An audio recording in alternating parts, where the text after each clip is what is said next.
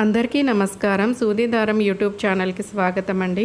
ఈరోజు మన వీడియోలో ఏంటంటే కనకాంబరం పువ్వులు మల్లె పువ్వులతో దండ అనేది ఎలా కట్టాలో చూద్దాము. అది ఏ దేవుడికి వేస్తే మంచిది, ఎన్ని పువ్వులు కట్టాలి, ఎలా కట్టాలి అనేది ఈ వీడియోలో అయితే క్లియర్గా వివరంగా చెప్తానండి. దేవుడికి వేస్తే ఫలితం ఏమిటి అనేది కూడా నేనైతే చెప్తాను.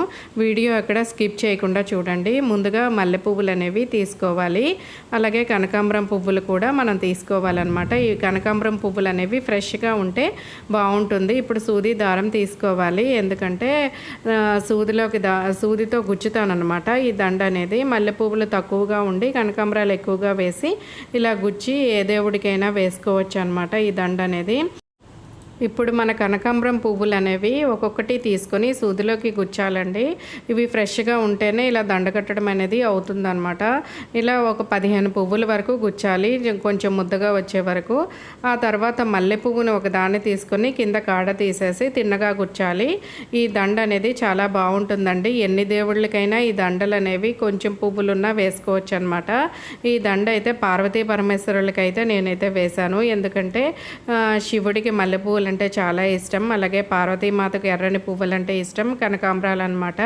అలా ఈ రెండు దండలు కలిపి శివపార్వతులకి వేస్తే ఎంతో మంచిదండి. భార్యాభర్తల అన్యోన్యత అయితే లభిస్తుంది, గొడవలు ఏవి రాకుండా ఉంటాయన్నమాట. ఈ రెండు పువ్వులు కలిపిన దండ అయితే అమ్మవారికి అయ్యవారికి కలిపిన ఫోటోకి ఏ ఫోటోకి వేసినా చాలా మంచిది. లేదా టెంపుల్లో ఉన్న అమ్మవారికి అయ్యవారికి ఈ దండ సమర్పిస్తే ఎంతో మంచిదండి. మనకైతే ఎంతో మంచి చేకూరుతుందన్నమాట ఈ కనకాంబరాలు మల్లెపూల దండ. మల్లెలు అనేవి తక్కువ తీసుకుంటే సరిపోతుంది. చూసారా, ఈ మొగ్గ కింద ఉన్న కాడ తీసేసి ఒక మొగ్గే ఇలా గుచ్చుతున్నాను అనమాట. మళ్ళీ కనకాంబరాలు అనేవి మనం ముద్దగా గుచ్చాలన్నమాట. ఈ దండ అయితే ఇలా వస్తుందండి. ఎన్ని దండలైనా కట్టుకోవచ్చు, కొంచెం పువ్వులు ఉంటే సరిపోతుందన్నమాట. చాలా ఎక్కువ దండలు అయితే వస్తాయి. దేవుడి ఫోటోలన్నీ కూడా మన ఇంట్లో ఏదైనా పండగ అయినప్పుడు ఇలా దండలు కట్టుకొని అన్ని ఫోటోలకి దండలు అయితే వస్తాయి. అలా వేసుకుంటే ఎంతో బాగుంటుంది. అలాగే ఆంజనేయ స్వామి కూడా మల్లె పువ్వులు కనకాంబరాలు అంటే చాలా ఇష్టమండి.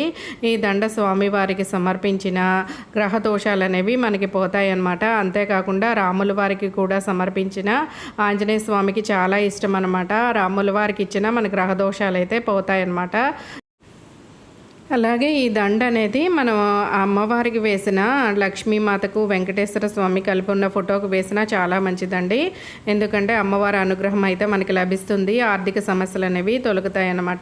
ఈ దండ అయ్యవారికి వేసి స్వామి అండగా ఉండండి అని నమస్కరించుకుంటే స్వామి తప్పకుండా మనకి అండగా ఉంటారు, ఏ కష్టం రాకుండా చూసుకుంటారనమాట. ఇలా దండ కట్టడం అయితే వీడియోలో చూపించినట్టు చూస్తే మీకైతే వచ్చేస్తుందండి ఈజీగా. ఇలా గుచ్చడమే కదా పువ్వులన్నీ ఇలా చేసుకొని దండగా చేసుకొని ఏ దేవుడికి సమర్పించినా మంచిదేనండి.